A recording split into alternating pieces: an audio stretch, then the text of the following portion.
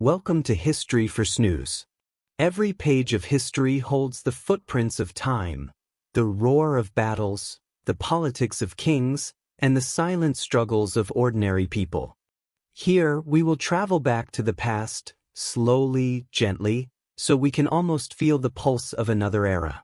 Tonight, our story drifts into the realm of Greek mythology, tales of gods, heroes, and ancient wonders that have shaped the imagination of the world for centuries. Before we start, dim the lights, settle into a comfortable spot, and let the world outside fade away. I invite you to subscribe to the channel. Your small gesture is my greatest inspiration to keep telling these stories. And in the comments, let me know where in the world you're listening from. I'd love to know how far these stories travel. Now, close your eyes and join me on this quiet journey, where history is not just a record of events, but a soft-spoken story that will guide you toward peace, and maybe even toward sleep. Greek mythology stands as one of humanity's most enduring and influential storytelling traditions. These ancient tales, born from the collective imagination of the Greek people over centuries, have shaped literature, art, psychology, and culture across the Western world and beyond.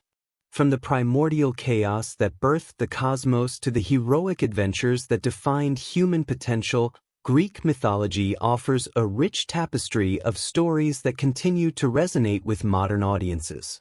The origins of Greek mythology stretch back to the Bronze Age, around 3000 to 1100 BCE, when early Greek-speaking peoples settled in the Mediterranean region.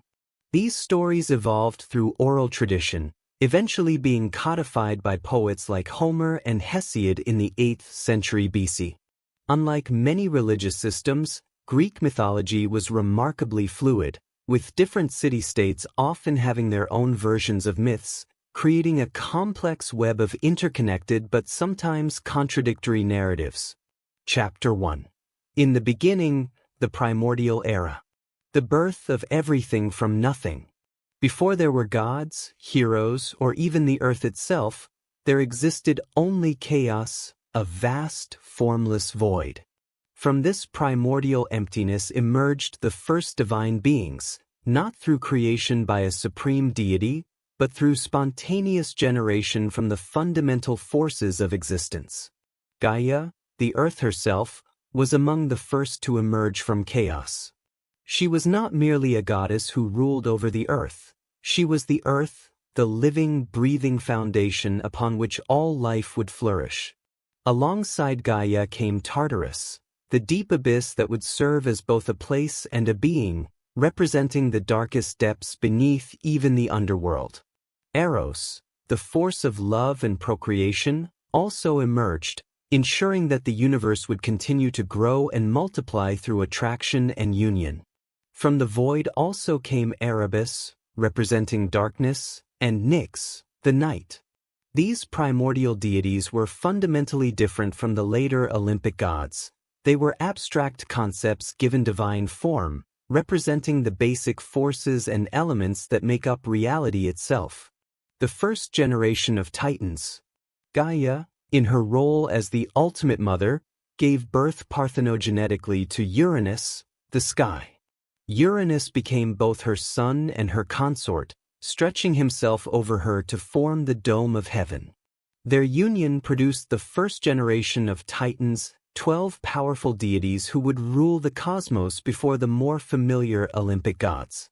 The Titans were Oceanus, the world-encircling river, Zeus, representing intelligence and foresight, Crius, associated with constellations and the measuring of the year, Hyperion, the light of heaven, Iapetus, who would father Prometheus and Atlas, Thea, goddess of sight and shining light, Rhea, who would become the mother of the Olympic gods, Themis, representing divine law and order, Mnemosyne, the personification of memory, Phoebe, associated with prophecy and the moon, Tethys, the nursing mother of rivers and springs, and Kronos, the youngest and most cunning, who would play a crucial role in the cosmic succession. But the children of Gaia and Uranus were not limited to the Titans.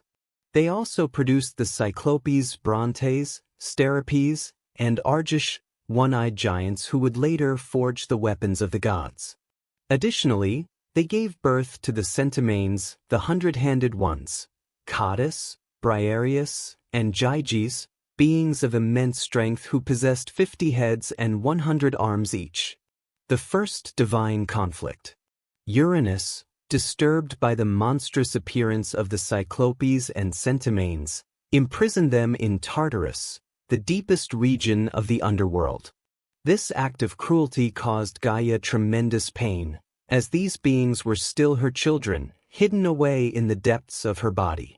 In her anguish and anger, Gaia devised a plan for revenge. She created a great sickle from adamantine, an unbreakable divine metal, and approached her Titan children with a proposal. She asked them to castrate their father Uranus as punishment for his cruelty. Most of the Titans were horrified by this request, but Kronos, the youngest, agreed to carry out this terrible deed. When Uranus came to lie with Gaia, as was his custom each night, Kronos waited in ambush. At the crucial moment, he struck with the adamantine sickle, castrating his father and scattering the severed genitals into the sea. From the drops of blood that fell upon Gaia sprang the Erinyes, Furies, the Melee, ash tree nymphs, and the giants. From the genitals that fell into the sea, mixing with the foam, arose Aphrodite, the goddess of love and beauty, born fully grown from the sea foam near the island of Cyprus. With Uranus wounded and withdrawn, Kronos became the ruler of the cosmos, beginning the age of the Titans. However, as Uranus was castrated, he cursed his son, prophesying that Kronos would himself be overthrown by one of his own children, just as he had overthrown his father. Chapter 2. The Age of Kronos and the Rise of Zeus. The Golden Age and its Dark Secret. Under Kronos's rule, the world experienced what would later be remembered as the Golden Age. During this time, humans lived without toil, aging, or suffering. The earth provided everything they needed spontaneously, and death came only as a gentle sleep. The seasons were eternally mild, and conflict was unknown among both gods and mortals. However, this apparent paradise hid a terrible secret. Haunted by his father's prophecy that one of his children would overthrow him, Kronos developed a horrifying solution. He would devour each child immediately upon their birth. His wife Rhea, daughter of Gaia and Uranus, bore him 6 children, and Kronos swallowed each one whole. First Hestia, goddess of the hearth, then Demeter, goddess of agriculture, Hera, future queen of the gods, Hades, destined to rule the underworld, and Poseidon, future lord of the seas. When Rhea became pregnant with her 6th child, she could no longer bear to see another infant devoured. Following advice from her parents, Gaia and Uranus, she traveled to Crete to give birth in secret. There, in a cave on Mount Dicte, she bore Zeus.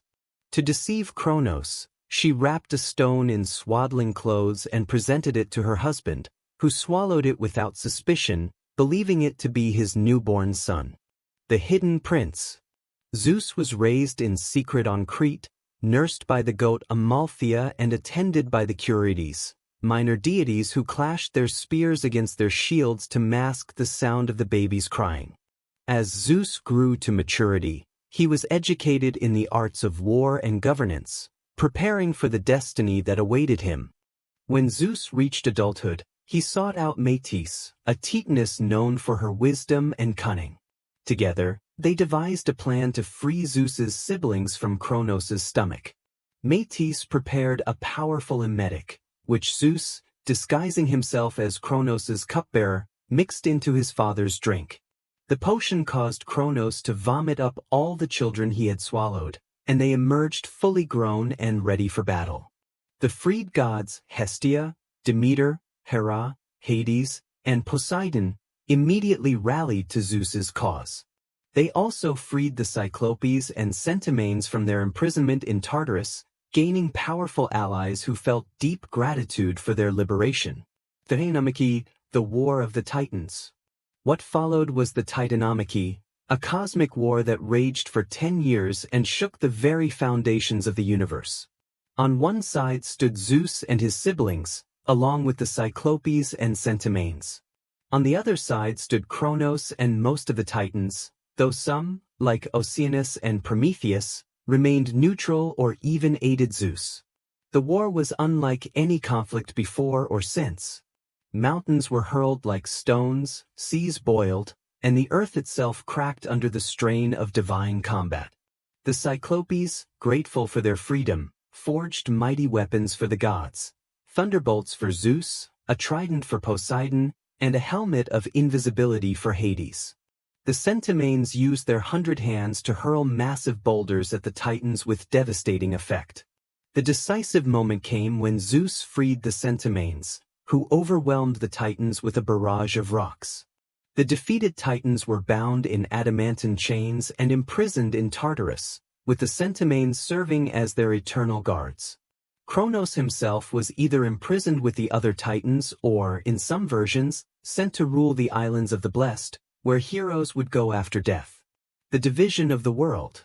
With victory achieved, the three brother gods, Zeus, Poseidon, and Hades, drew lots to divide the cosmos among themselves.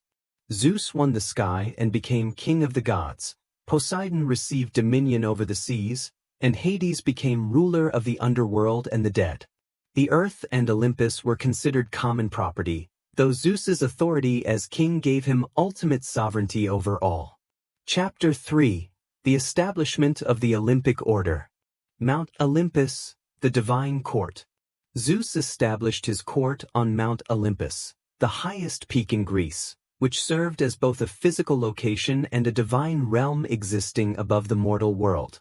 This became the home of the 12 Olympic gods, though the exact composition of this group varied in different sources and time periods. The major Olympic deities included Zeus as king, Hera as queen and goddess of marriage, Poseidon, god of the seas, Demeter, goddess of agriculture, Athena, goddess of wisdom and warfare, Apollo, god of music, prophecy, and the sun, Artemis, goddess of the hunt and moon, Aphrodite, goddess of love and beauty, Hephaestus, god of fire and metalworking, Ares, god of war, Hermes, messenger of the gods and guide of souls, and either Hestia, goddess of the hearth, or Dionysus, god of wine and ecstasy. Each god had their own palace on Olympus, though they gathered regularly in Zeus's great hall for feasts and councils. The gods lived on ambrosia and nectar, which granted them immortality and eternal youth. However, their immortality came with a price. They were bound to their roles and personalities in ways that mortals were not, creating the dramatic conflicts that drive many Greek myths. The marriage of Zeus and Hera. Zeus's marriage to his sister Hera was both a political alliance and a stormy personal relationship that would define many subsequent myths. Hera, as goddess of marriage, ironically found herself in a union marked by Zeus's countless infidelities. Their relationship represented the tension between the institutional bonds of marriage and the chaotic force of sexual desire. The courtship itself was marked by trickery.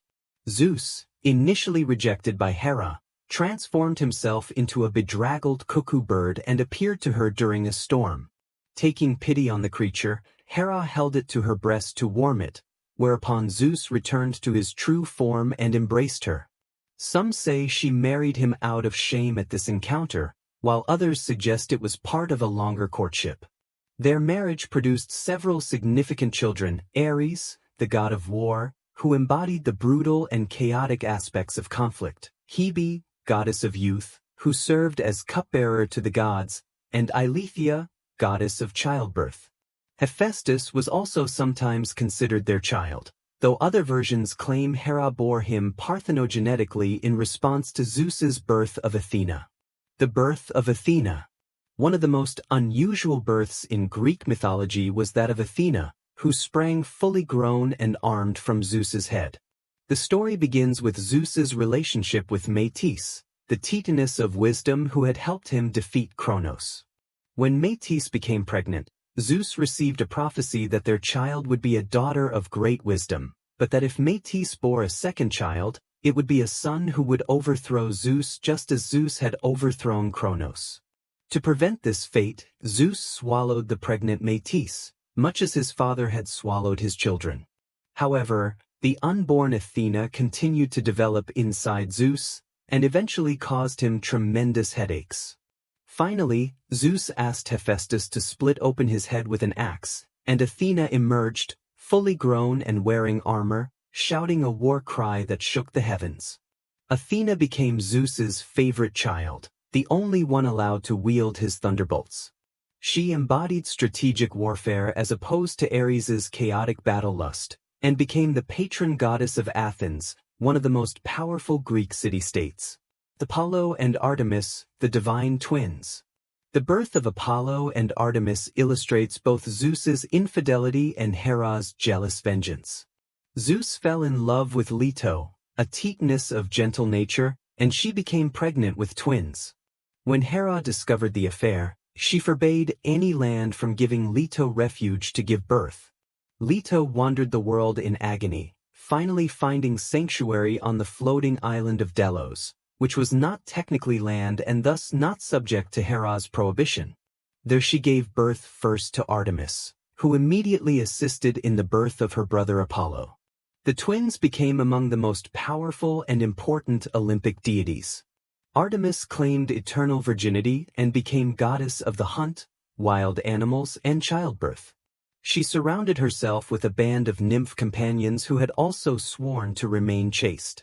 Apollo became associated with music, poetry, prophecy, healing, and later with the sun itself. He established his most important oracle at Delphi, where the Pythia would deliver his prophecies in ecstatic trances. The theft of fire, Prometheus, and human civilization. During the early days of the Olympic order, the question arose of humanity's place in the cosmos. The gods had created humans during the age of Cronos, but these early humans lived simple lives without technology or culture. The Titan Prometheus, whose name means forethought, took pity on humanity and decided to help them advance. The most famous of Prometheus's gifts to humanity was fire, which he stole from the gods. In some versions, he lit a torch from the sun's chariot. In others, he took fire from Hephaestus's forge. This theft represented more than just the practical gift of flame. Fire symbolized technology, civilization, and the divine spark of creativity that would allow humans to advance beyond their primitive state. Zeus was furious at this theft, seeing it as a direct challenge to divine authority. As punishment, he had Prometheus chained to a rock in the Caucasus Mountains, where an eagle would come each day to eat his liver, which would regenerate each night, ensuring eternal torment. This punishment would continue until Hercules eventually freed Prometheus as one of his labors. Chapter 4. The Ages of Man and Divine Justice. The Decline from Gold to Iron.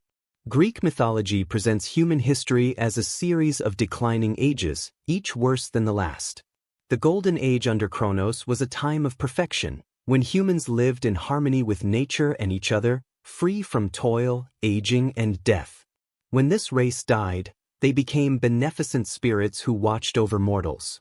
The Silver Age, under Zeus's early rule, saw the first decline. Humans of this age were less noble than their predecessors, taking 100 years to mature and living only briefly as adults. They became violent and impious, refusing to honor the gods, so Zeus destroyed them. They became the blessed spirits of the underworld. The Bronze Age brought humans made from ash trees, who were terrible and strong, obsessed with warfare. Their weapons and tools were made of bronze, and they eventually destroyed themselves through constant warfare. They left no trace behind, descending nameless into the shadowy underworld. The Age of Heroes was a brief respite, producing the great figures who would star in many myths: Hercules, Theseus, Perseus, and the warriors who fought at Troy.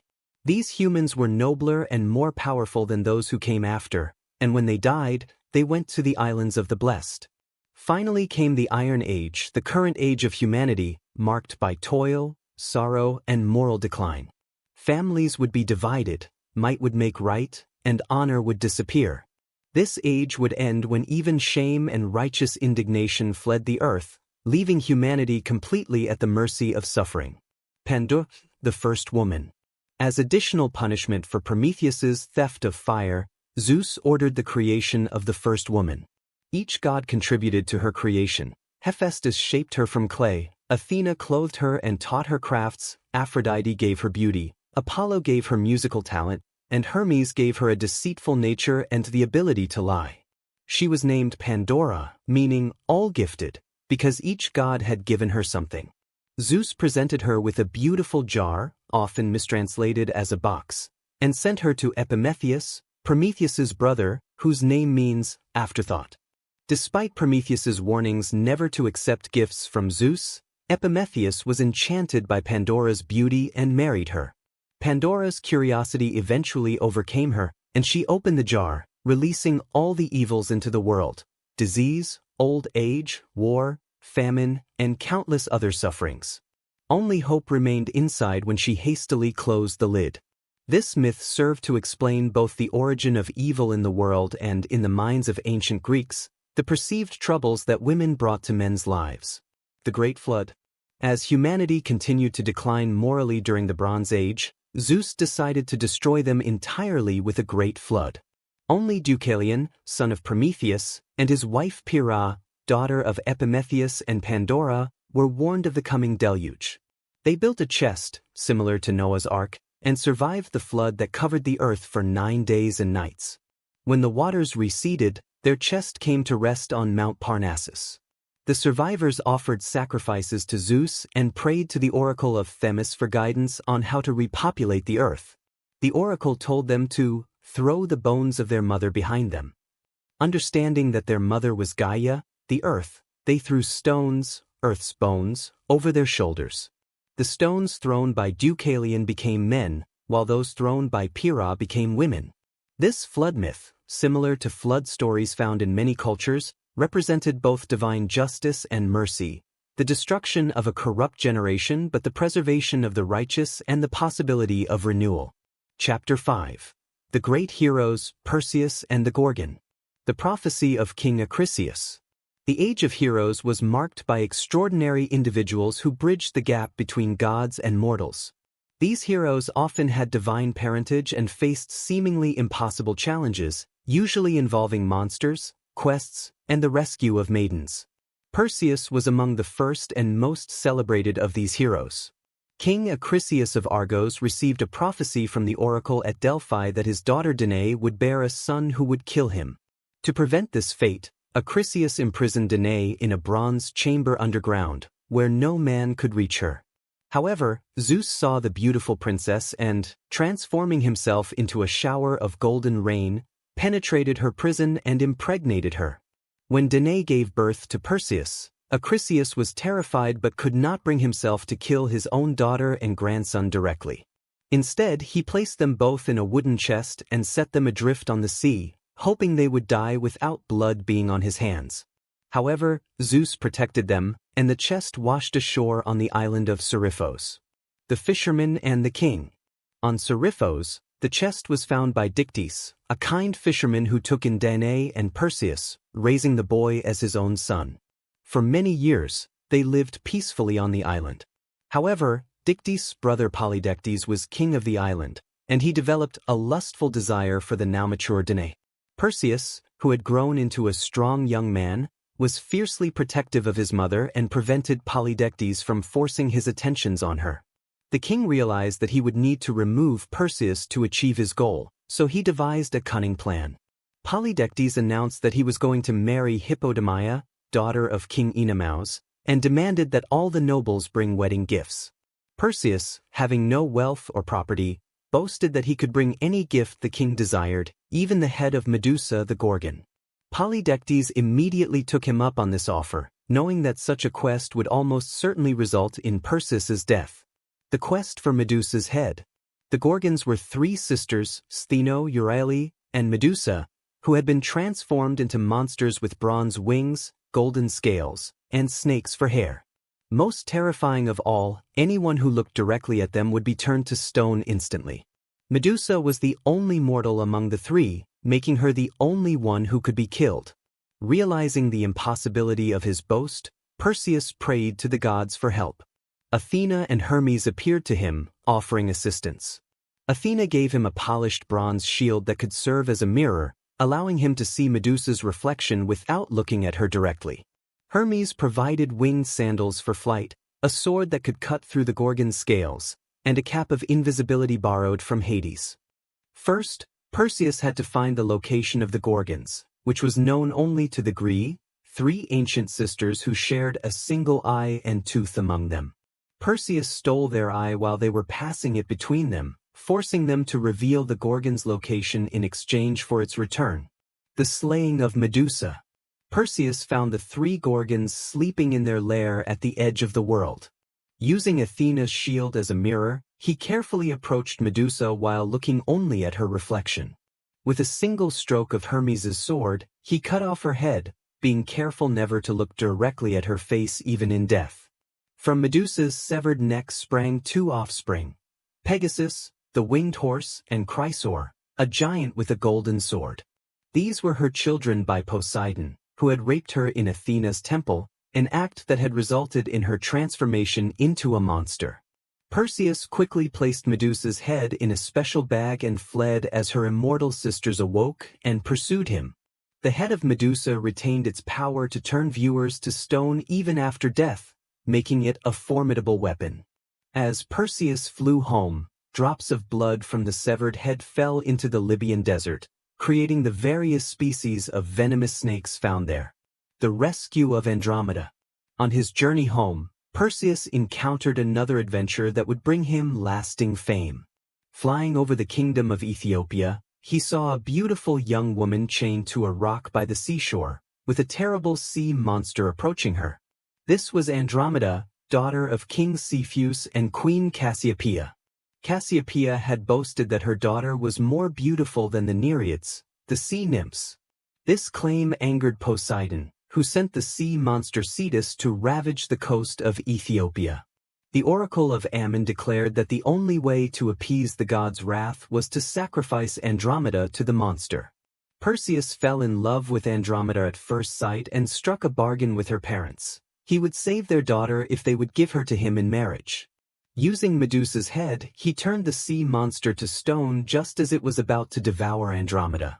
The wedding celebration, however, was interrupted by Phineus, Andromeda's former fiancé, who arrived with an army to reclaim her.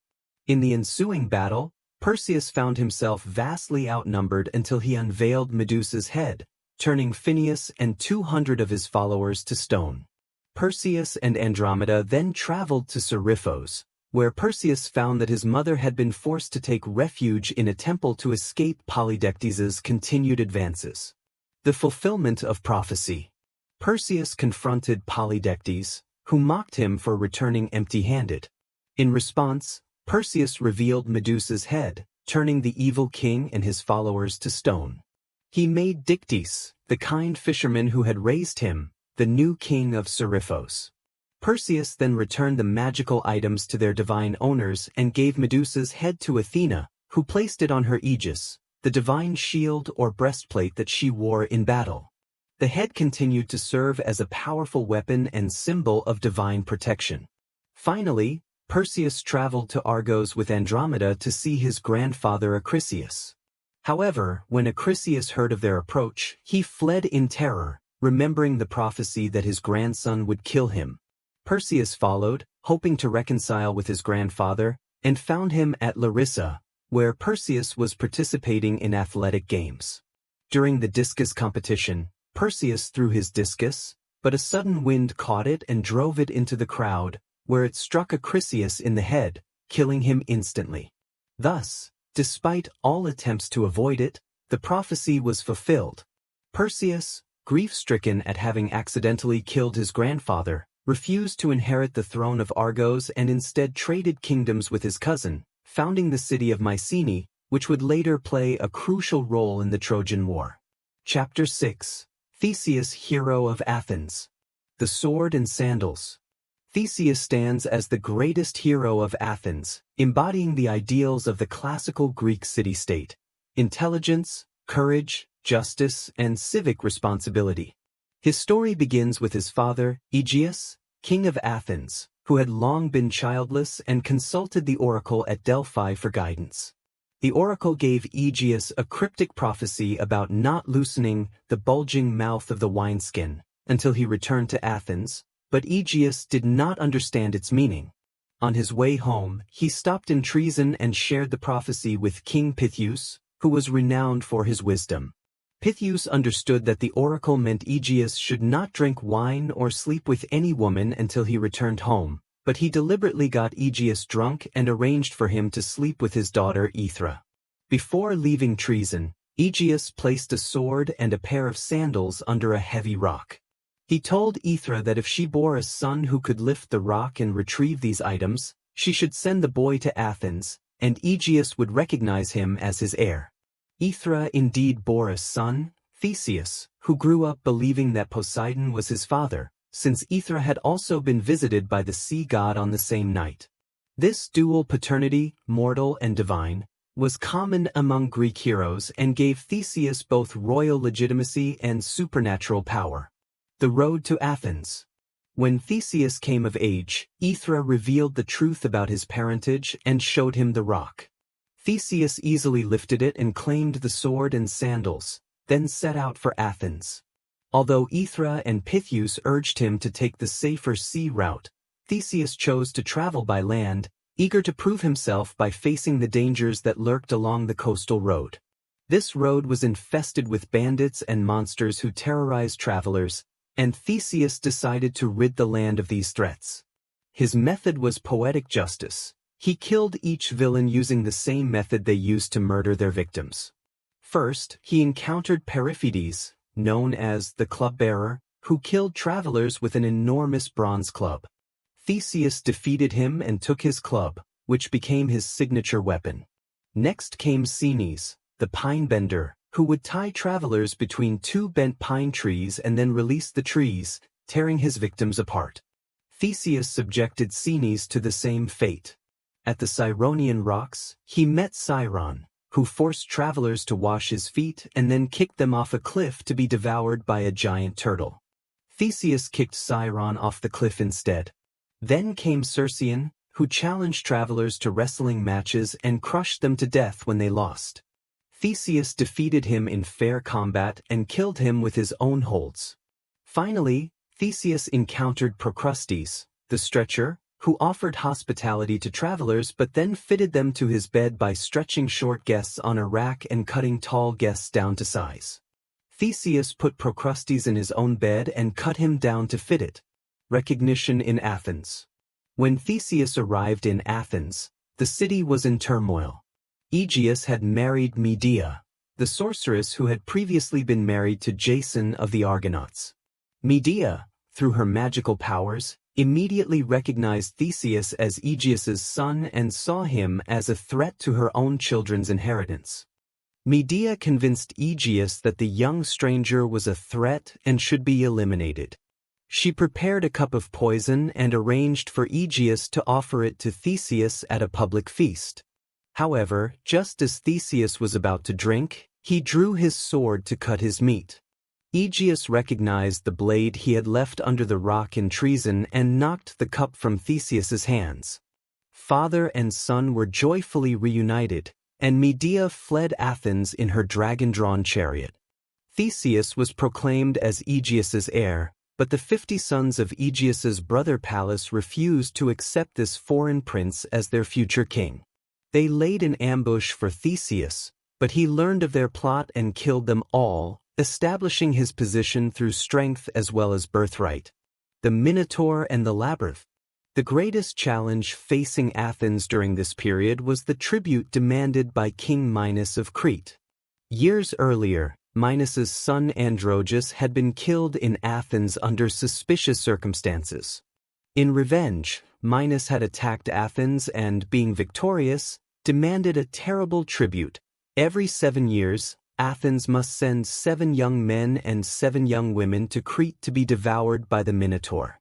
The Minotaur was a monster with the head of a bull and the body of a man, born from the unnatural union of Minos's wife Pasiphae and a sacred bull. Minos had commissioned the master craftsman Daedalus to build a labyrinth so complex that no one could escape from it, and in the center of this maze, the Minotaur was imprisoned and fed on human flesh. When the time came for the third tribute, Theseus volunteered to go as one of the 14 victims, vowing to kill the Minotaur and end the terrible sacrifice. Aegeus begged his son not to go, but Theseus was determined. He promised that if he succeeded, he would change the ship's sails from black to white on his return journey as a signal of his success. Ariadne's thread. In Crete, Theseus faced what seemed an impossible task. Even if he could defeat the Minotaur in combat, how could he find his way out of the labyrinth? The answer came from an unexpected source, Ariadne, daughter of King Minos, who fell in love with Theseus the moment she saw him. Ariadne sought help from Daedalus, the labyrinth's creator, who gave her a ball of thread and simple but crucial advice. Tie one into the entrance and unroll it as you go in, then follow it back out. Ariadne passed this information to Theseus, along with a sword, in exchange for his promise to take her away from Crete and marry her. Theseus entered the labyrinth with his fellow Athenians, tying Ariadne's thread to the entrance as instructed. After wandering through the maze for hours, he finally reached the center, where the Minotaur was sleeping among the bones of its previous victims. The battle was fierce but brief. Theseus's skill with sword and club, combined with his divine strength, proved superior to the monster's brute force. Following the thread back to the entrance, Theseus led his companions to freedom. They quickly boarded their ship with Ariadne and set sail for Athens. However, on the way home, they stopped at the island of Naxos, where Theseus abandoned Ariadne while she slept on the beach.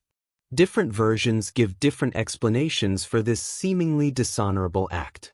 Some say Theseus simply forgot about her in his joy at victory, others that he was commanded by the gods to leave her, and still others that he fell out of love with her. Regardless of the reason, Ariadne was rescued by Dionysus, who married her and placed her crown among the stars as the constellation Corona. Tragedy and triumph. In his excitement at returning home, Theseus forgot his promise to change the ship's sails from black to white. When Aegeus saw the black sails approaching, he assumed his son was dead and threw himself from the cliffs into the sea, which was thereafter called the Aegean Sea in his honor. Theseus returned to Athens in triumph but also in mourning, having inadvertently caused his father's death.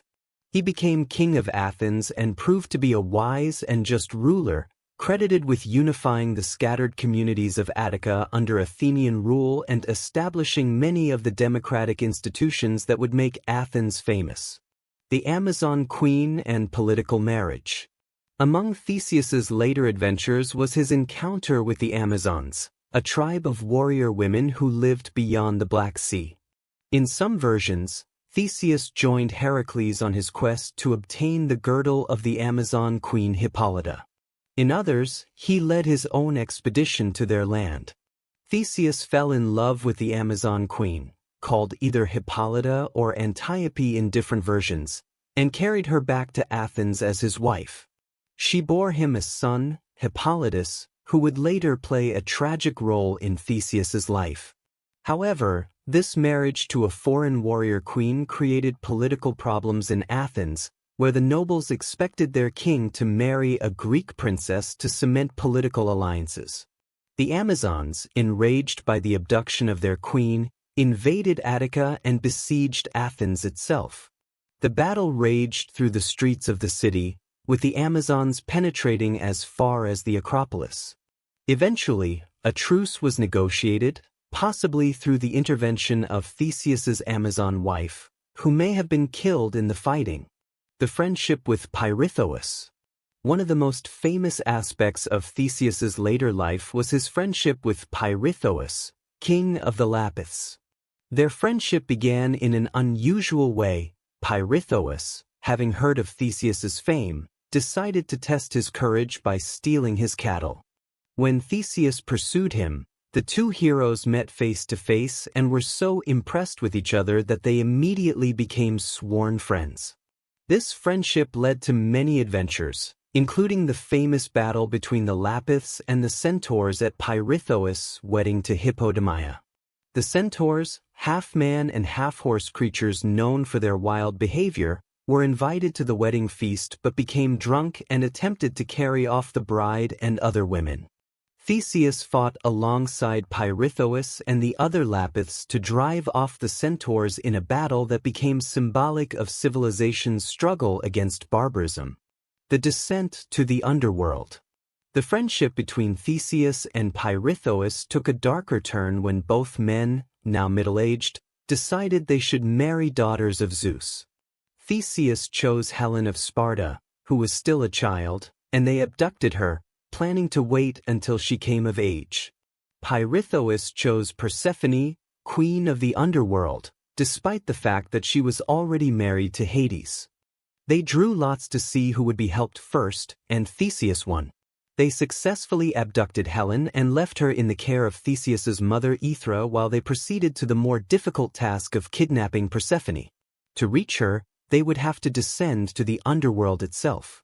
Hades received them with apparent courtesy when they arrived in his realm, inviting them to sit and rest. However, the chairs they sat on were the chairs of forgetfulness, which immediately bound them with coils of serpents and caused them to lose their memories. There they remained, trapped for years, until Hercules arrived in the underworld on his final labor. Hercules was able to free Theseus, though the hero lost the flesh from his thighs in the process, which explains why Theseus's descendants were said to have thin thighs. However, when Hercules tried to free Pirithous, the earth shook so violently that he was forced to leave him behind. Pirithous remained in the underworld as eternal punishment for his hubris in attempting to steal the wife of a god. The tragedy of Phaedra and Hippolytus. When Theseus returned to Athens, he found that Helen had been rescued by her brothers, the Dioscuri, Castor and Pollux, who had also carried off his mother Aethra as compensation. To strengthen Athens politically, Theseus married Phaedra, sister of Ariadne and daughter of King Minos of Crete. This marriage led to the greatest tragedy of Theseus's life.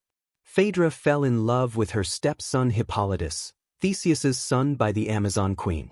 Hippolytus, who had devoted himself to the virgin goddess Artemis and eschewed romantic love, rejected Phaedra's advances with horror and disgust. Phaedra, driven by shame and unrequited passion, hanged herself but left behind a letter falsely accusing Hippolytus of attempting to rape her. When Theseus found his wife's body and read the letter, he was consumed with rage and called upon his father Poseidon to punish his son. Poseidon sent a great bull from the sea, which frightened Hippolytus's horses as he drove his chariot along the shore. The horses bolted, the chariot overturned, and Hippolytus was dragged to his death, tangled in the reins.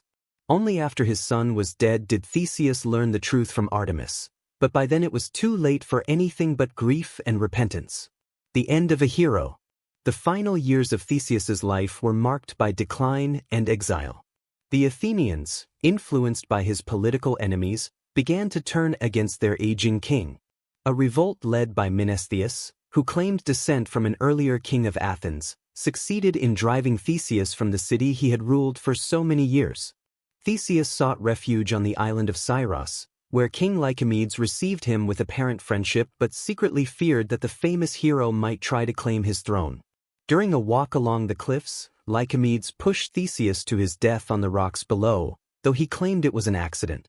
Thus ended the life of Athens's greatest hero, though his story did not end with his death. Centuries later, during the Persian Wars, the spirit of Theseus was said to have appeared at the Battle of Marathon, fighting alongside the Athenians against the invading Persians. His bones were later recovered from Scyros and brought back to Athens, where he was honored as a hero founder of the city. Chapter 7. The Labors of Hercules, the Greatest Hero. Birth and Early Trials. Hercules, known to the Romans as Hercules, was the greatest of all Greek heroes, a man of incredible strength whose name became synonymous with heroic achievement. His story began with another of Zeus's many infidelities, this time with Alcmene, wife of Amphitryon of Thebes. Zeus was so determined to father a hero with Alcmene that he took extraordinary measures to ensure their union. He assumed the form of Amphitryon and came to Alcmene while her husband was away at war, making the night last 3 times its normal length to spend more time with her. When the real Amphitryon returned the next day, Alcmene conceived again, making her pregnant with twins, Heracles, son of Zeus, and Iphicles, son of Amphitryon. Hera, Zeus's jealous wife, was particularly enraged by this affair and vowed to make Heracles' life as difficult as possible. She began her persecution even before his birth, delaying his delivery so that his cousin Eurystheus would be born first and thus have precedence over him according to Zeus's boastful prophecy about the next descendant of Perseus to be born. When Heracles was 8 months old, Hera sent 2 enormous serpents to kill him in his cradle. However, the infant Heracles strangled both snakes with his bare hands, displaying the incredible strength that would define his entire life. This early demonstration of power convinced Amphitryon that Heracles was indeed the son of Zeus. Education and the choice of Heracles. Heracles received the finest education available, learning warfare from Amphitryon, archery from Eurytus, wrestling from Autolycus, chariot driving from Amphitryon, and music from Linus. However, his incredible strength made him dangerous even as a student. When Linus tried to correct him during a music lesson, Heracles struck him with his lyre and killed him instantly. As a young man, Heracles faced a crucial choice that would determine his entire life's path. According to the sophist Prodicus, Heracles encountered 2 women at a crossroads, one representing vice and the other virtue. Vice offered him a life of ease and pleasure, while virtue promised a life of hardship and toil that would ultimately lead to immortal glory. Heracles chose the path of virtue, accepting a life of labor in service to others. Marriage and madness. Heracles' first heroic deed was helping Thebes in its war against the minions of Orchomenus. King Creon of Thebes rewarded him by giving him his daughter Megara in marriage, and they had several children together. For a time, Heracles lived happily as a family man and protector of Thebes. However, Hera was not finished with her persecution. She sent a fit of madness upon Heracles, during which he killed his wife and children, believing them to be his enemies. When the madness passed and he realized what he had done, Heracles was overcome with grief and horror. He sought purification and guidance from the oracle at Delphi, who told him he must serve his cousin Eurystheus, king of Tiryns, for 12 years and perform whatever labors Eurystheus assigned him. The 12 labors begin. Eurystheus, cowardly and jealous of his mighty cousin, was delighted to have power over Heracles.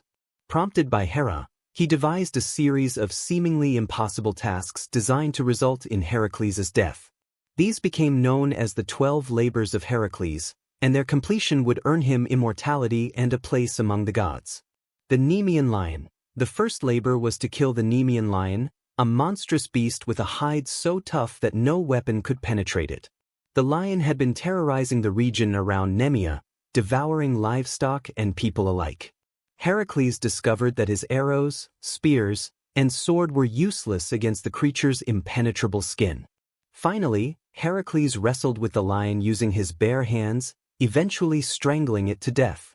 He then used the lion's own claws to skin it, and thereafter wore the lion's hide as armor, with the head serving as a helmet. This gave Heracles his iconic appearance and provided him with protection that would serve him well in future labors.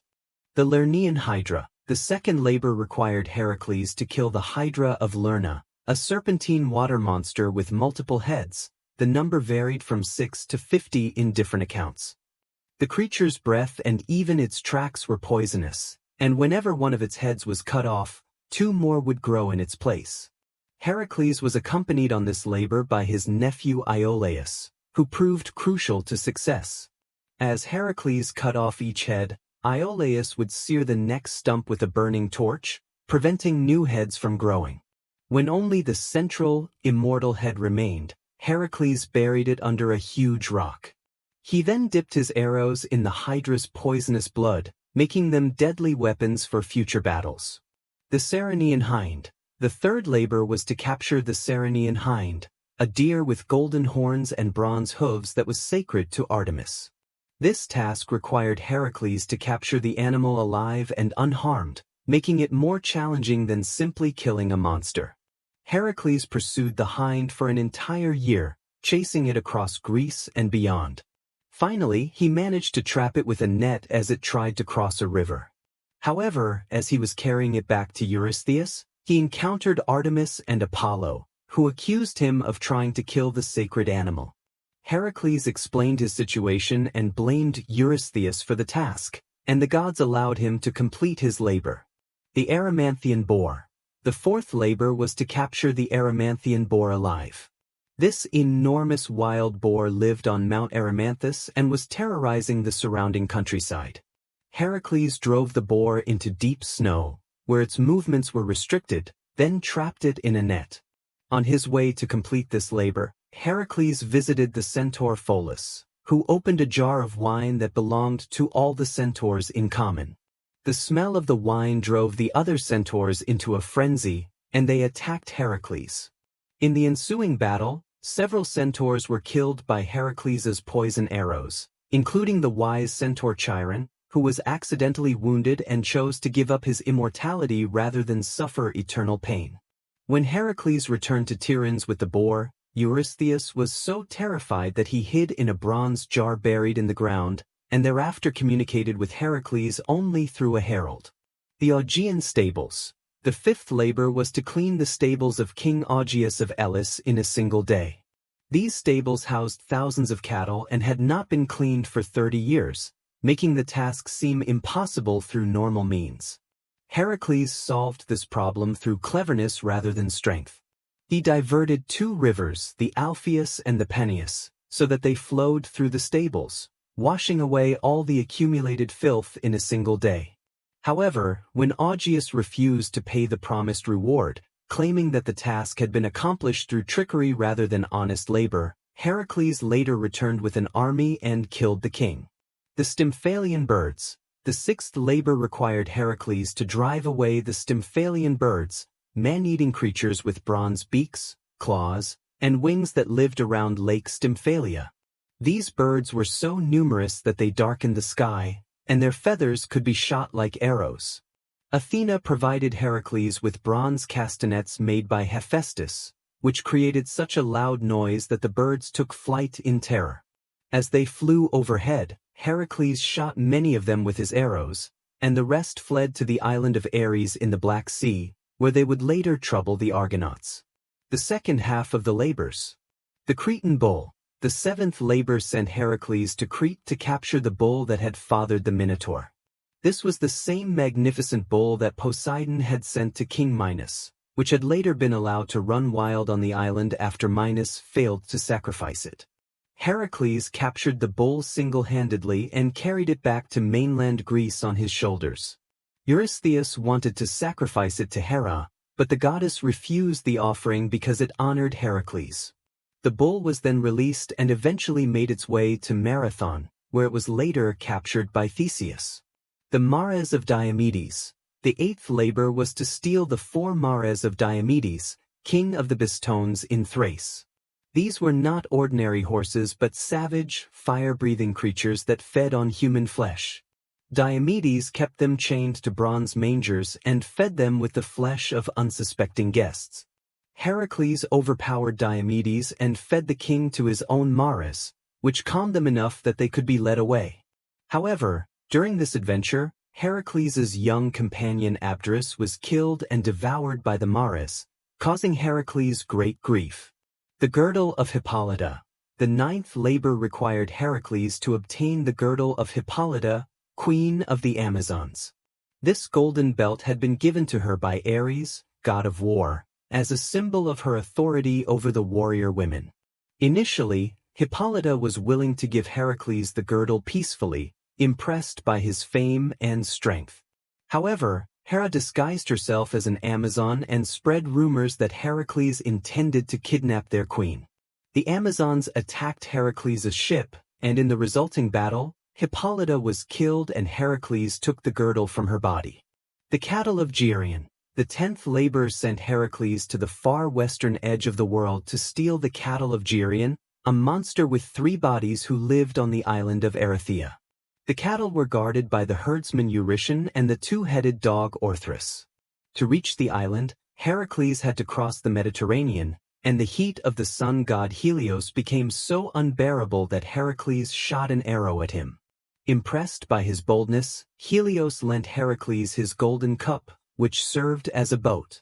Heracles killed both Orthrus and Eurytion, then faced Geryon himself, shooting him with a single arrow that passed through all 3 of his bodies. The return journey proved even more difficult than the outward voyage, as Heracles had to drive the cattle across Spain, southern France, Italy, and the Balkans, facing numerous challenges along the way. In commemoration of his journey, he set up the Pillars of Heracles, now known as the Strait of Gibraltar, at the western end of the Mediterranean. The apples of the Hesperides. The 11th labor required Heracles to steal the golden apples from the garden of the Hesperides, the nymphs of the sunset. These apples grew on a tree that had been Gaia's wedding gift to Hera, and they were guarded by the immortal dragon Ladon. The location of the garden was unknown, so Heracles first had to capture the sea god Nereus, who could change shape at will but would reveal the truth if held firmly. After a long struggle, Nereus revealed that the garden was in the far west, beyond the Atlas Mountains. When Heracles reached the garden, he found Atlas holding up the heavens on his shoulders. Atlas offered to retrieve the apples if Heracles would temporarily take over his burden. Heracles agreed, but when Atlas returned with the apples, he tried to leave Heracles holding up the sky permanently. Heracles tricked Atlas into taking back the burden by asking him to hold it briefly while he adjusted his cloak, then walked away with the apples. Cerberus, the Hound of Hell, the 12th and final labor was the most dangerous of all. To capture Cerberus, the 3-headed dog that guarded the entrance to the underworld, and bring him to the surface world alive. To reach the underworld, Heracles had to be initiated into the Eleusinian mysteries, which taught mortals how to navigate the realm of the dead. He then descended through a cave at Cape Taenarum, guided by Hermes and Athena. In the underworld, Heracles encountered many shades of the dead, including his friend Meleager and the heroes Theseus and Pirithous. He was able to free Theseus but had to leave Pirithous behind. When he finally reached Hades's palace, the god of the dead agreed to let him take Cerberus, but only if he could subdue the monster without using weapons. Heracles wrestled with the massive hound, enduring the stings of the serpent that formed its tail and the bites of the snakes that writhed around its necks. Eventually, his incredible strength prevailed, and he dragged the unconscious Cerberus to the surface. When Eurystheus saw the fearsome beast, he was so terrified that he ordered Heracles to return it immediately to the underworld. Freedom and further adventures. With the completion of the 12 labors, Heracles had fulfilled his obligation to Eurystheus and was purified of the murder of his family. However, his adventures were far from over. He participated in the voyage of the Argonauts, though he was left behind early in the journey when he broke his oar and went ashore to cut a new one. Heracles also participated in the First Trojan War, fighting alongside King Laomedon against a sea monster sent by Poseidon. When Laomedon refused to pay the promised reward, Heracles returned with an army, captured Troy, and killed the king, installing Priam as the new ruler. The tragedy of Deianira. Heracles' second marriage proved as tragic as his first. He won Deianira, princess of Calydon, by defeating the river god Achilles in a wrestling match. During their journey home, they came to the river Ivenus, where the centaur Nessus offered to carry Deianira across while Heracles swam. Midway across, Nessus attempted to rape Deianira. Heracles shot him with an arrow poisoned with the Hydra's blood, but before dying, Nessus gave Deianira some of his blood, telling her it was a love potion that would ensure Heracles' fidelity if he ever proved unfaithful. Years later, when Heracles fell in love with Iole, a captive princess, Deianira sent him a robe soaked in Nessus's blood, believing it would win back his love. Instead, the blood, mixed with the Hydra's poison, began to burn Heracles' flesh. The robe adhered to his skin, and every attempt to remove it only tore away more flesh. The apotheosis of Heracles. Realizing that he was dying slowly and painfully, Heracles chose to end his life on his own terms. He built a great funeral pyre on Mount Ida and lay down upon it, asking someone to light it. Only Poeas, father of Philoctetes, was willing to perform this final service, and in return, Heracles gave him his famous bow and arrows.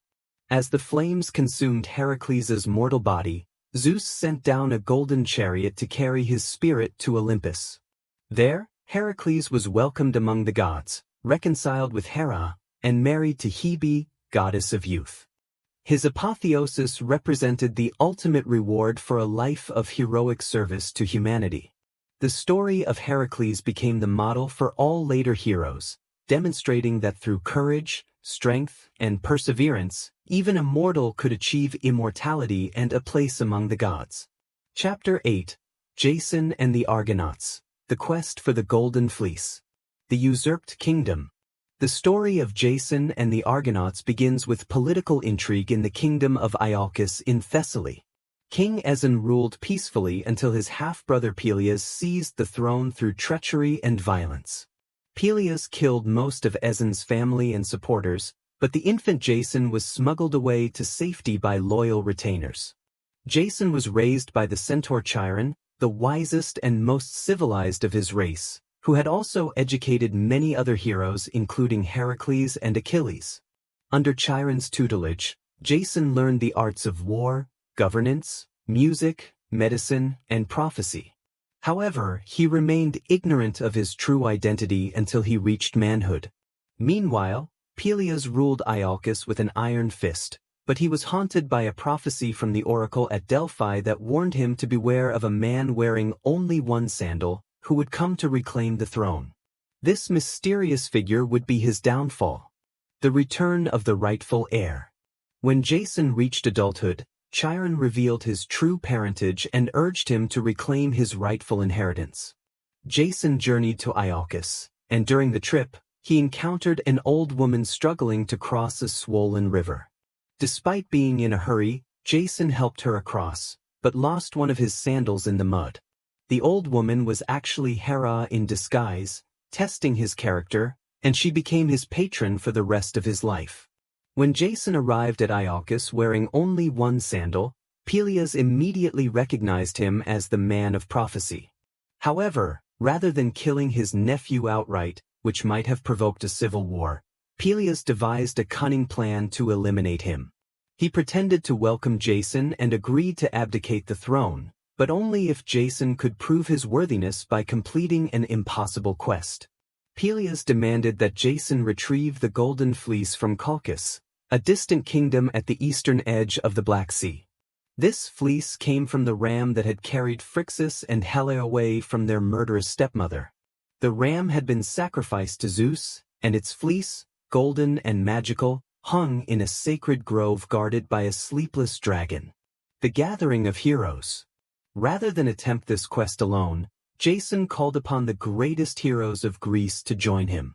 The response was overwhelming, as heroes from every corner of the Greek world came to Iolcus, eager to participate in what promised to be the greatest adventure of their age. The ship that would carry them was built by Argus under the guidance of Athena, who incorporated a piece of the sacred oak of Dodona into the prow, giving the vessel the power of prophecy and speech. The ship was named the Argo, and its crew became known as the Argonauts. Among the Argonauts were some of the most famous heroes in Greek mythology: Heracles, the strongest man alive, the twins Castor and Pollux, sons of Zeus, Orpheus, whose music could charm wild beasts and move stones, Theseus, hero of Athens, the seer Idmon, who knew he would die on the journey but came anyway, Atalanta, the great huntress in some versions, the winged sons of the north wind, Zets and Calais, and many others. The diversity of the crew created both opportunities and problems. While their combined skills made them capable of overcoming any obstacle, their various personalities and pride often led to conflicts that threatened the mission. The journey to Colchis. The voyage of the Argo was filled with adventures that tested the heroes' courage, wisdom, and unity. Their first major stop was the island of Lemnos, inhabited only by women who had killed all their menfolk in a fit of rage inspired by Aphrodite. Queen Hypsipyle welcomed the Argonauts, and they remained on the island for nearly a year, with several heroes fathering children there.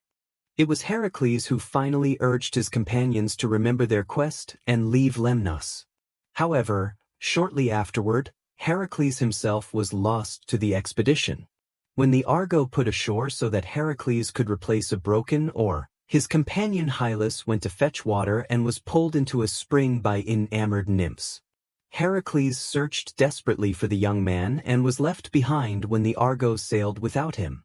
The Argonauts then encountered the Harpies, foul bird women who tormented the blind King Phineus by stealing or befouling his food.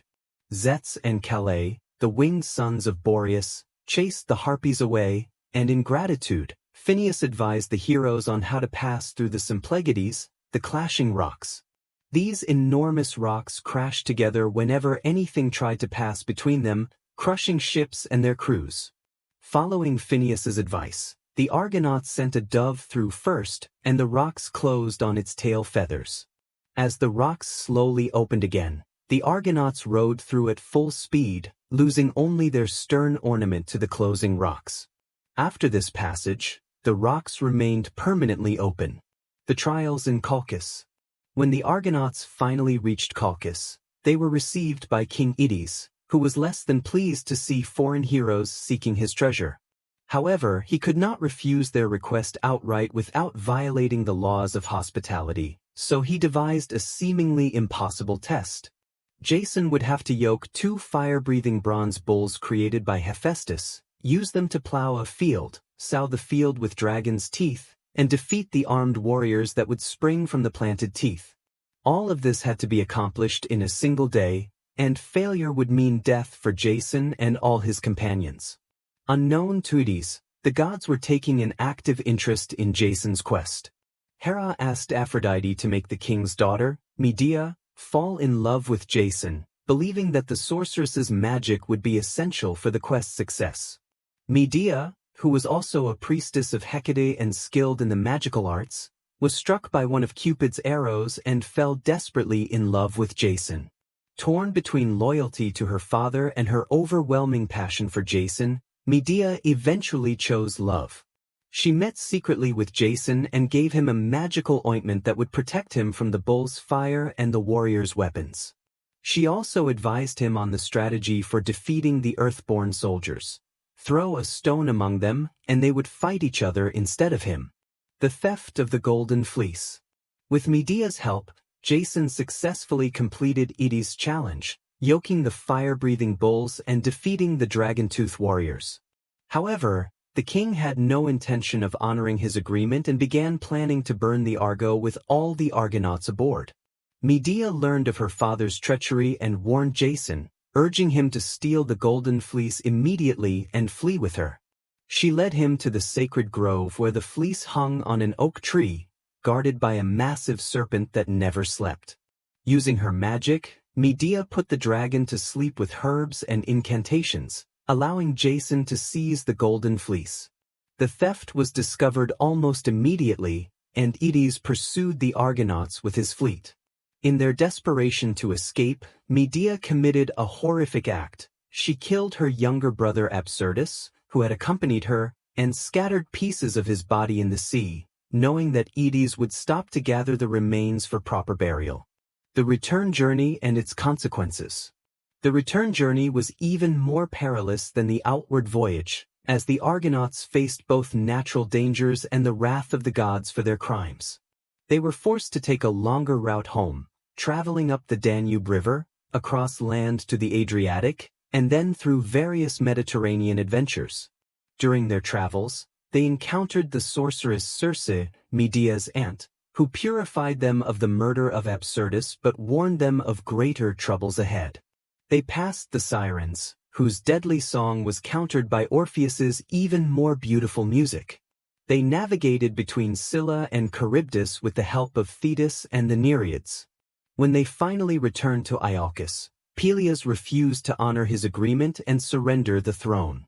Medea took revenge by convincing Peleus' daughters that she could restore their father's youth through magic. She demonstrated by cutting up an old ram and boiling it with magical herbs, producing a young lamb. When the daughters tried the same procedure on their father, he died horribly, as Medea had intended. The tragic end of Jason and Medea. Jason and Medea were forced to flee Iolcus after Peleus' murder, eventually settling in Corinth. There they lived peacefully for 10 years and had 2 children. However, Jason's ambition eventually overcame his gratitude to Medea. When King Creon of Corinth offered him his daughter Glauce in marriage, Jason abandoned Medea to make this politically advantageous match. Medea's revenge was terrible and complete. She sent Glauce a poisoned robe and crown that burned the princess and her father to death when she put them on. Then, in the ultimate act of vengeance against Jason, she killed their own children and escaped in a chariot drawn by dragons, sent by her grandfather, the sun god Helios. Jason lived out his remaining years as a broken man, eventually dying when a piece of the rotting Argo fell on his head as he sat beneath it, remembering his days of glory. His story served as a cautionary tale about the dangers of ambition, the power of love and hate, and the price of betraying those who have helped us. The quest for the Golden Fleece represented more than just an adventure story. It was a tale of the first great collaborative effort among Greek heroes, the opening of new trade routes to the Black Sea, and the complex relationships between civilization and barbarism, loyalty and ambition, love and power that would continue to resonate throughout Greek literature and culture. Chapter 9. The Trojan War, the greatest epic. The Seeds of War. The Trojan War, the greatest and most famous conflict in Greek mythology, began not with political disputes or territorial ambitions, but with the judgment of a mortal prince concerning the beauty of 3 goddesses. This conflict would consume a generation of heroes and become the subject of Homer's immortal epics, the Iliad and the Odyssey. The root cause of the war lay in the wedding of Peleus, king of the Myrmidons, and Thetis, a sea nymph. All the gods and goddesses were invited to this celebration except Eris, the goddess of strife, who was excluded because of her tendency to cause trouble. Enraged by this slight, Eris arrived uninvited and threw a golden apple inscribed with the words, "For the fairest," into the midst of the assembled deities. 3 goddesses immediately claimed the apple: Hera, queen of the gods; Athena, goddess of wisdom and warfare; and Aphrodite, goddess of love and beauty. The dispute grew so heated that Zeus, wisely refusing to judge between his wife, his daughter, and another powerful goddess, appointed Paris, a prince of Troy, to make the decision. The judgment of Paris. Paris, also known as Alexander, was the son of King Priam and Queen Hecuba of Troy. Before his birth, Hecuba had dreamed that she gave birth to a flaming torch that would destroy the city, and the seer Aesacus interpreted this to mean that her child would bring ruin to Troy. To prevent this fate, Priam ordered the infant to be exposed on Mount Ida, but he was rescued and raised by shepherds, growing up unaware of his royal heritage. When Hermes led the 3 goddesses to Paris for judgment, each offered him a bribe. Hera promised to make him ruler of all Asia. Athena offered wisdom and victory in battle, and Aphrodite promised him the love of the most beautiful woman in the world. Paris, being young and romantic, chose Aphrodite's gift and awarded her the golden apple, earning the eternal hatred of Hera and Athena. The abduction of Helen. The most beautiful woman in the world was Helen, daughter of Zeus and Leda, and wife of Menelaus, king of Sparta. Helen's beauty was so legendary that before her marriage, all the Greek princes had sought her hand, and her foster father Tyndareus had required all suitors to swear an oath to defend whoever was chosen as her husband. Paris, guided by Aphrodite, came to Sparta as a guest of Menelaus. While Menelaus was away in Crete attending funeral rites, Paris seduced Helen and carried her off to Troy, along with a considerable amount of treasure from the Spartan royal palace. Whether Helen went willingly or was abducted by force became a matter of debate, but the result was the same. The Greeks had suffered an intolerable insult that demanded vengeance. Menelaus called upon all of Helen's former suitors to honor their oath and help him recover his wife. The response was overwhelming, as princes and kings from across Greece assembled the greatest army ever seen. However, several heroes initially tried to avoid the war through various stratagems. The reluctant heroes. Odysseus, king of Ithaca and one of the cleverest of the Greeks, pretended to be mad to avoid joining the expedition. When the recruiting party arrived, they found him plowing his fields and sowing salt instead of seed. However, Polymedes suspected trickery and placed Odysseus's infant son Telemachus in front of the plow. Odysseus immediately turned aside to avoid harming his child, proving his sanity and compelling him to join the war. Achilles, the greatest warrior of his generation, was hidden by his mother Thetis among the daughters of King Lycomedes on the island of Scyros. Thetis knew from prophecy that her son would die young if he went to Troy, so she disguised him as a girl. However, Odysseus discovered him by bringing gifts to the royal daughters, jewelry and women's clothing, but also a sword and shield. While the real girls examined the feminine gifts, Achilles immediately seized the weapons, revealing his identity. The gathering at Aulis. The Greek fleet assembled at Aulis, a port in Boeotia, under the overall command of Agamemnon, king of Mycenae and brother of Menelaus. The army included over 1,000 ships and 100,000 warriors, representing virtually every kingdom and city-state in Greece. However, the fleet was trapped at Aulis by contrary winds that prevented their departure. The seer Calchas revealed that Artemis was angry because Agamemnon had boasted that he was a better hunter than the goddess herself. To appease her wrath and gain favorable winds, Artemis demanded the sacrifice of Agamemnon's daughter Iphigenia. Agamemnon faced an agonizing choice between his duty as commander of the Greek forces and his love for his daughter.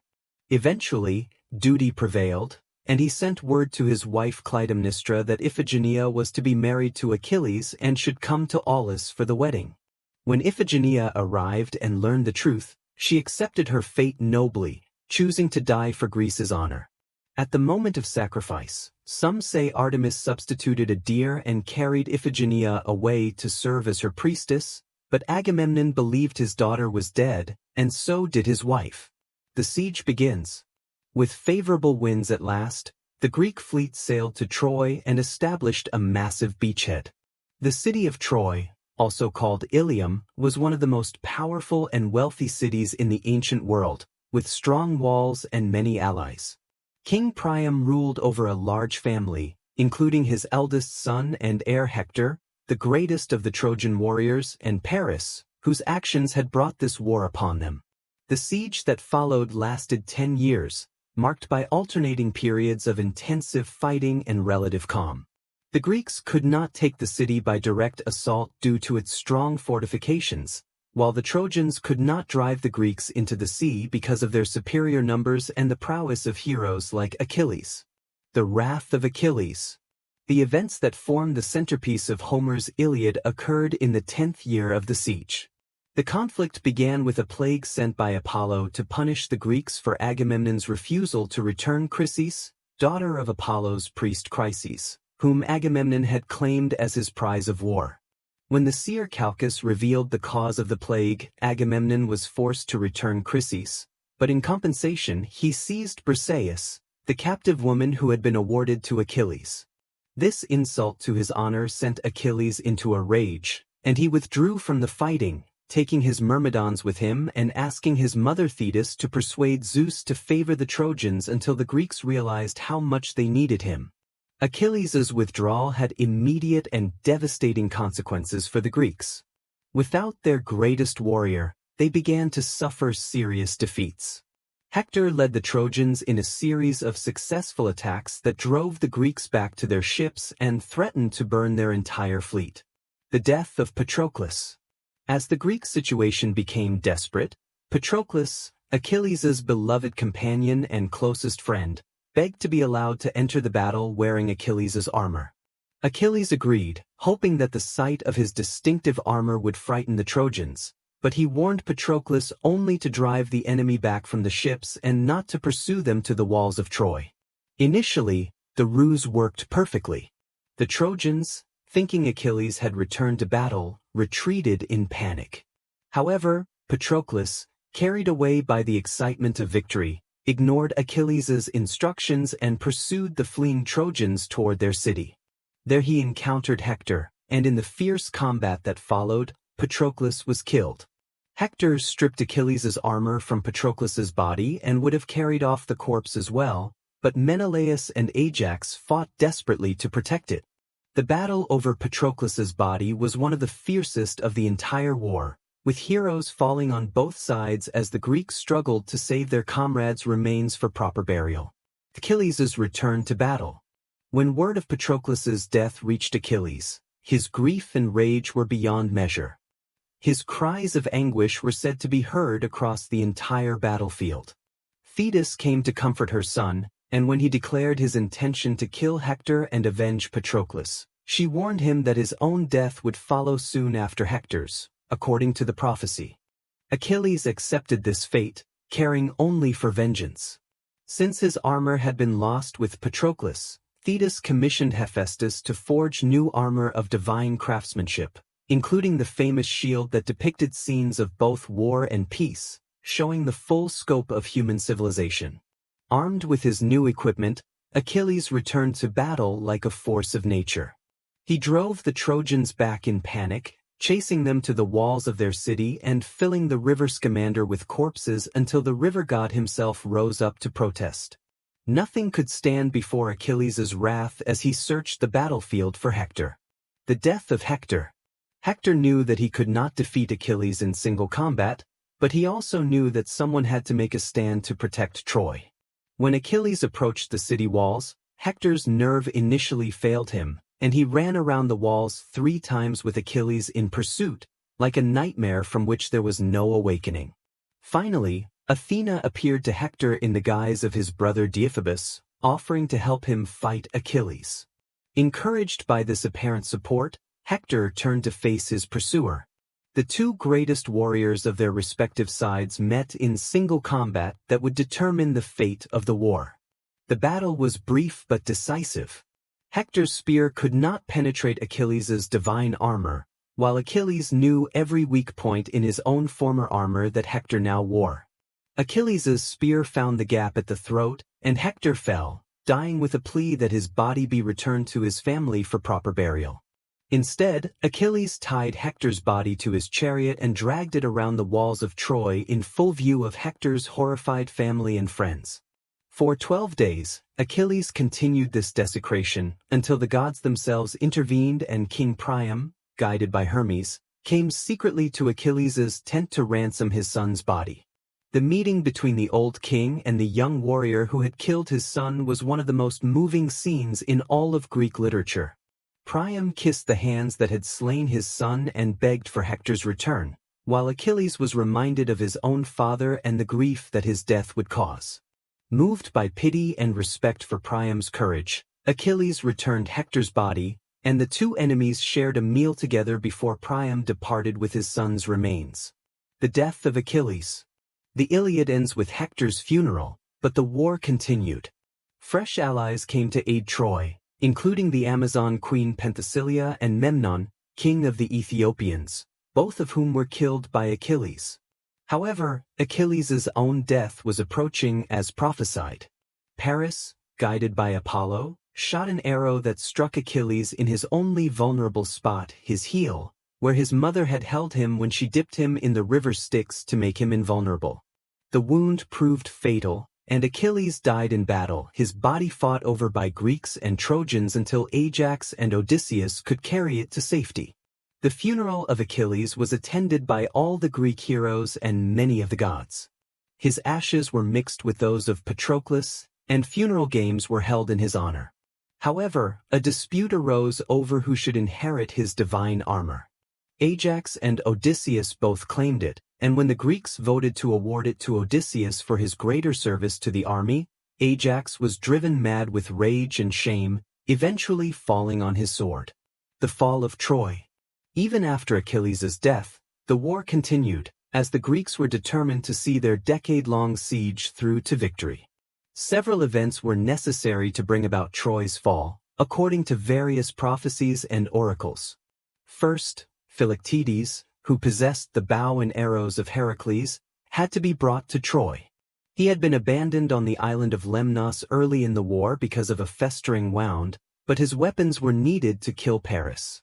Odysseus and Neoptolemus, Achilles' son, retrieved Philoctetes, whose arrows indeed proved fatal to Paris. Next, the Palladium, a sacred image of Athena that protected Troy, had to be stolen from the city. Odysseus and Diomedes accomplished this mission by infiltrating Troy at night, though different versions give varying accounts of exactly how this was achieved. Finally, Neoptolemus had to be brought from Syros to join the Greek forces. The young man proved as fierce a warrior as his father, bringing new energy to the Greek cause. The Trojan horse. The final stratagem that brought down Troy was conceived by Odysseus, the famous Trojan horse. The Greeks built an enormous wooden horse, hollow inside, and hid their best warriors within it. The rest of the Greek army then burned their camp and sailed away, leaving only the horse on the beach with a single Greek, Sinon, who pretended to be a deserter.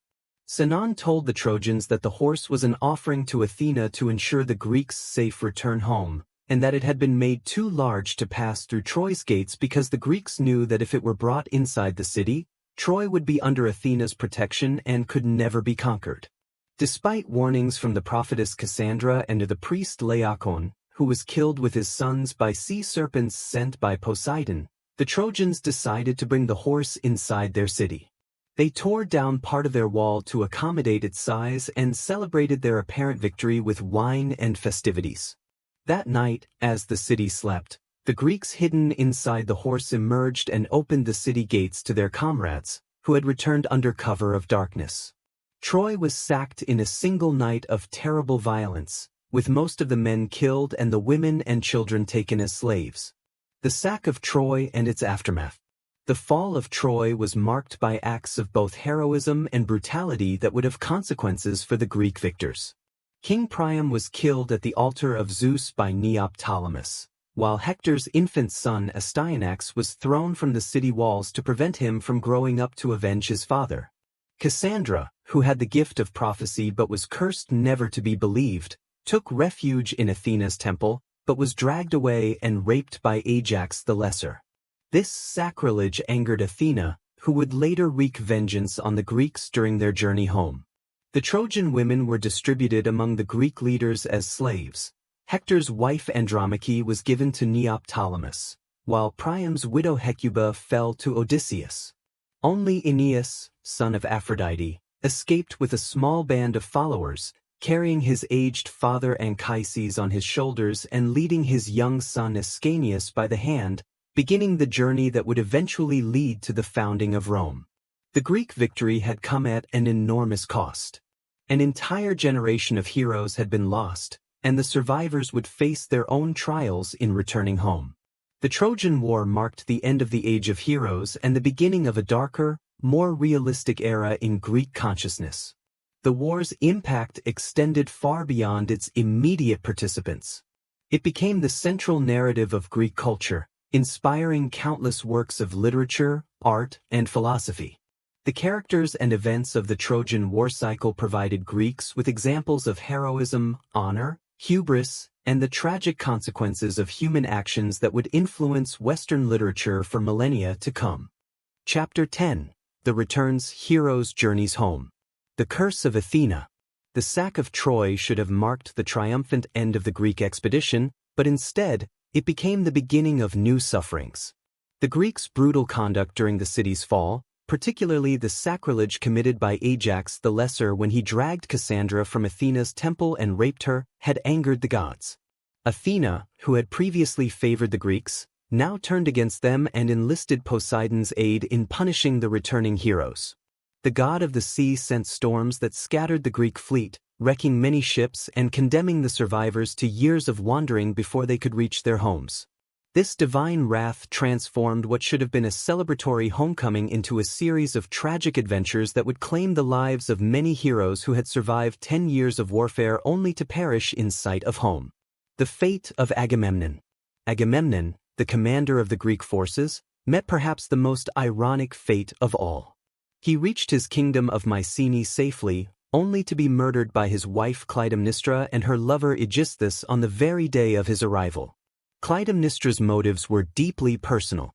She had never forgiven Agamemnon for sacrificing their daughter Iphigenia to gain favorable winds for the journey to Troy, and his return with the Trojan prophetess Cassandra as his concubine added insult to her injury. Working with Aegisthus, who had his own reasons for hating Agamemnon's family, she planned the perfect revenge.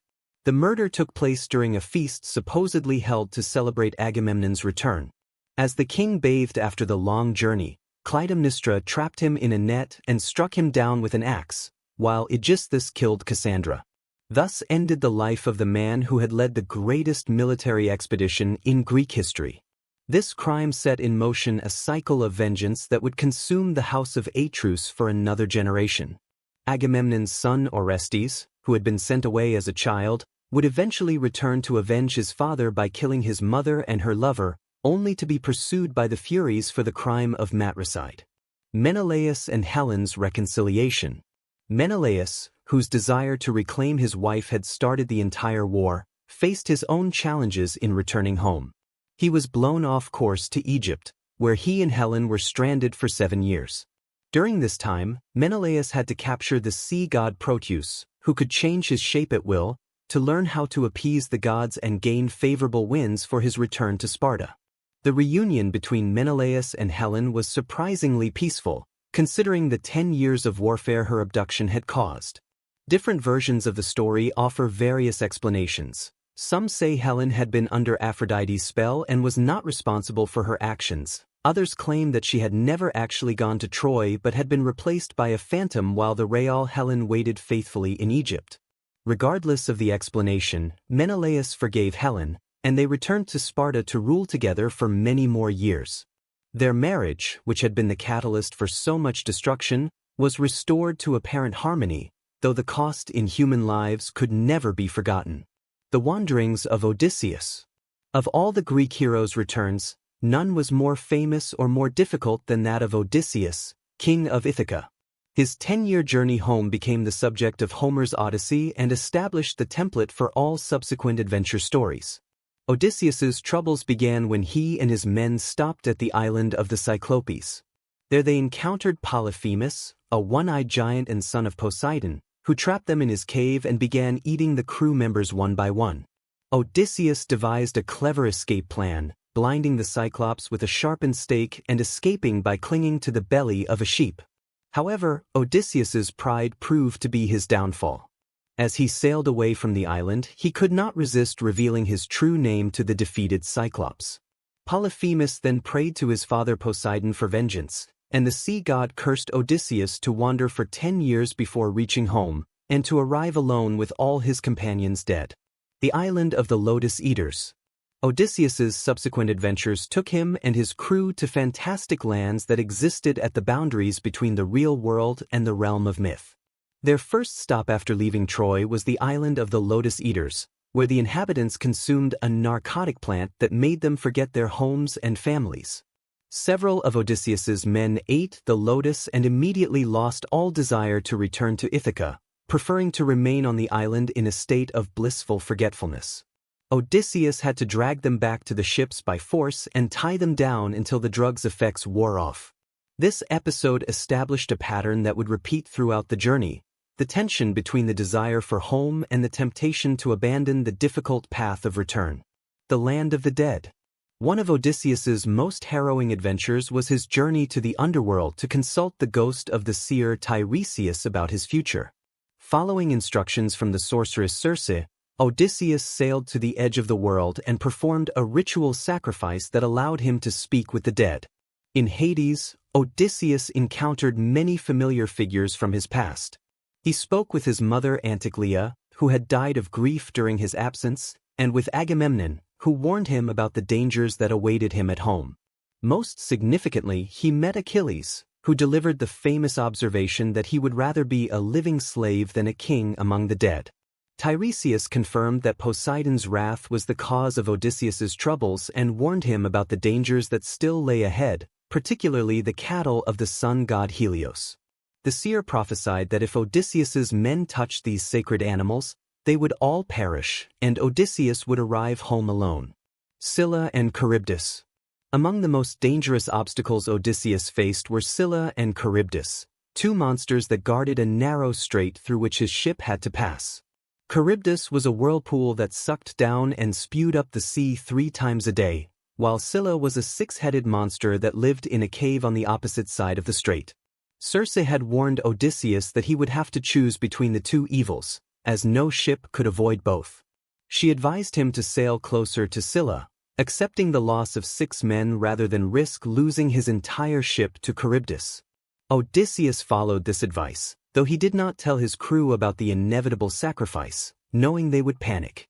As the ship passed through the strait, Scylla's 6 heads darted down and snatched 6 sailors, 1 for each mouth. Odysseus later described this as the most heartbreaking sight of his entire journey, watching his helpless companions being devoured while he could do nothing to save them. The cattle of the sun. The final disaster of Odysseus's journey occurred on the island of Thrinacia, where the sun god Helios kept his sacred cattle. Despite Odysseus's warnings and the prophecies they had received, his hungry and exhausted crew slaughtered some of the cattle while he was praying to the gods. Helios was outraged by this sacrilege and threatened to stop shining on the world unless Zeus punished the offenders. When the ship put to sea again, Zeus struck it with a thunderbolt, destroying it completely and drowning all of Odysseus's remaining companions. Only Odysseus survived, clinging to the wreckage as the prophecy of Tiresias was fulfilled. Calypso's Island. After floating on the wreckage for 9 days, Odysseus washed ashore on Ogygia, the island of the nymph Calypso. The goddess fell in love with him and held him captive for 7 years, promising him immortality if he would stay and be her husband. Despite her beauty and the luxurious life she offered, Odysseus remained faithful to his wife Penelope and his desire to return home. Eventually, Athena intervened on Odysseus's behalf, and Zeus ordered Calypso to release him. The nymph reluctantly complied, helping Odysseus build a raft and providing him with supplies for his journey. However, Poseidon was still watching and sent a storm that wrecked the raft just as Odysseus came within sight of Scheria, the land of the Phaeacians. The Phaeacians and the final journey. Exhausted and nearly drowned, Odysseus was washed ashore on Scheria, where he was discovered by Nausicaa, daughter of King Alcinous. The Phaeacians were a blessed people, living in peace and prosperity under the protection of the gods, and they were famous for their hospitality to strangers and their skill as sailors. King Alcinous welcomed Odysseus warmly, and during the feast held in his honor, the hero finally revealed his identity and told the story of his long journey home. The Phaeacians were amazed by his adventures and agreed to provide him with a ship to carry him back to Ithaca. The Phaeacian ship was magical, capable of traveling faster than thought itself. Odysseus slept during the voyage and awoke to find himself on the shores of his native island after 20 years of absence. However, Poseidon was still angry and turned the Phaeacian ship to stone as it returned home, punishing the islanders for helping his enemy. The return to Ithaca. Odysseus's arrival in Ithaca did not mark the end of his trials but the beginning of a new and dangerous phase of his story. During his 20-year absence, his palace had been overrun by suitors seeking to marry his wife Penelope and claim his throne. These men had been consuming his wealth, abusing his servants, and making Penelope's life miserable with their unwanted attention. Athena disguised Odysseus as an old beggar so that he could assess the situation without being recognized. He learned that Penelope had remained faithful to him, cleverly delaying the suitors by claiming she would choose a husband when she finished weaving a shroud for her father-in-law Laertes, but secretly unraveling her work each night. Odysseus's son Telemachus, now grown to manhood, had been searching for news of his father and had recently returned from a journey to Pylos and Sparta. The reunion between father and son was deeply emotional, as Telemachus had grown up believing his father was dead. The slaughter of the suitors. To reclaim his kingdom, Odysseus devised a plan to eliminate all the suitors at once. Penelope, still not knowing her husband's true identity, announced that she would marry whichever suitor could string Odysseus's great bow and shoot an arrow through 12 axe heads set in a row, a feat that only Odysseus had ever accomplished. All the suitors tried and failed to string the mighty bow. Then the disguised Odysseus asked to be allowed to attempt the task. Despite the suitors' mockery, he easily strung the bow and shot an arrow through all 12 axe heads. Then he revealed his identity and, with the help of Telemachus and 2 loyal servants, began to slaughter the suitors. The battle in the Great Hall was fierce but one-sided, as the suitors were unarmed and unprepared. Odysseus showed no mercy, killing them all along with the servants who had betrayed his household during his absence. The massacre was total and brutal, representing both justice for the wrongs done to his family and the restoration of proper order to his kingdom. Recognition and reconciliation. Even after this demonstration of his identity and power, Penelope remained cautious, testing the man who claimed to be her husband. She ordered their bed to be moved to another room, and Odysseus responded with anger, explaining that the bed could not be moved because he had carved it from a living olive tree that still had its roots in the ground. This secret, known only to themselves and one trusted servant, finally convinced Penelope that her husband had truly returned. The reunion of Odysseus and Penelope marked the end of one of literature's greatest love stories, a marriage that had endured 20 years of separation, temptation, and trial. However, Odysseus's troubles were not entirely over, as he still had to deal with the families of the dead suitors and make peace with his community. The Odyssey ends with Athena intervening to prevent a civil war, establishing a lasting peace that would allow Odysseus to rule Ithaca in his remaining years. His journey had transformed him from a clever but somewhat arrogant young king into a mature hero who had learned the value of home, family, and the patience required to achieve truly important goals. Epilogue: The legacy of Greek mythology. The stories of Greek mythology represent far more than ancient entertainment or primitive religious beliefs. They constitute a comprehensive exploration of the human condition, examining themes of love and hate, ambition and humility, justice and revenge, mortality and the search for meaning that remain as relevant today as they were 3 millennia ago. Through the adventures of heroes like Perseus, Theseus, Hercules, Jason, and Odysseus, the Greeks created archetypal figures that continue to influence literature, psychology, and popular culture. The tragic fate of Oedipus gave us insights into the nature of fate and free will. The transformation myths of Ovid explored the fluid boundaries between human, animal, and divine nature. The epic conflicts of the Trojan War provided a canvas for examining honor, duty, and the cost of human ambition. These myths also served practical functions in ancient Greek society. They explained natural phenomena before the development of scientific understanding, provided moral instruction through positive and negative examples, established the religious and cultural foundations of Greek civilization, and created a shared narrative that unified the diverse Greek city-states under a common cultural identity. The influence of Greek mythology extends far beyond the ancient world. Roman authors like Virgil and Ovid adapted and expanded these stories, ensuring their transmission to later European culture. During the Renaissance, classical mythology experienced a revival that profoundly influenced art, literature, and education. In the modern era, psychological theories like those of Freud and Jung have found rich material in these ancient stories, while contemporary literature and film continue to retell and reinterpret these timeless tales. Perhaps most importantly, Greek mythology teaches us about the complexity and nobility of human nature. Its heroes are not perfect beings but flawed individuals who struggle with the same challenges we face today: the temptation of power, the pain of loss, the difficulty of moral choice, and the search for purpose and meaning in life. Their stories remind us that greatness comes not from the absence of weakness but from the courage to face our limitations and strive to transcend them. In the end, Greek mythology endures because it speaks to universal human experiences and emotions. Whether we identify with Odysseus's longing for home, Achilles' rage at injustice, Prometheus's desire to help humanity, or Persephone's struggle with her dual nature, these stories continue to resonate because they reflect our own deepest hopes, fears, and aspirations. They remind us that while the specific circumstances of human life may change across centuries and cultures, the fundamental challenges of being human remain constant, and the wisdom embedded in these ancient stories continues to offer guidance and insight for navigating the complexities of modern existence.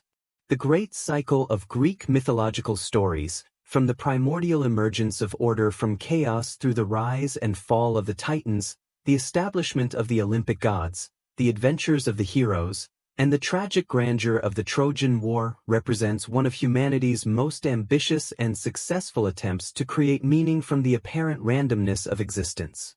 These stories transform the chaos of experience into the cosmos of narrative, providing frameworks for understanding ourselves and our place in the universe that remain as valuable today as they were in the ancient world that created them.